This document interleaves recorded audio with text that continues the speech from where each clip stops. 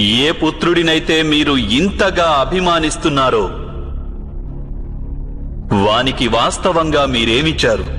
సంపదలిచ్చాను, సుఖాన్నిచ్చాను, రాజ్యాన్నిచ్చాను. సంస్కారాన్నిచ్చారా? విద్యనిచ్చారా? ధర్మం గురించిన జ్ఞానాన్నిచ్చారా?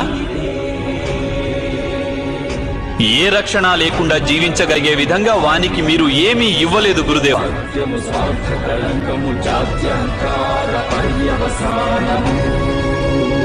నేను ఒప్పుకుంటున్నాను, అందరూ అర్జునుని వలె, అంగరాజు కర్ణుని వలె మహాయోధులు కాకపోవచ్చు. కానీ మీరు మీ పుత్రునికి సముచిత నిర్ణయాన్ని తీసుకునే విజ్ఞతను ఇచ్చి ఉండవచ్చు.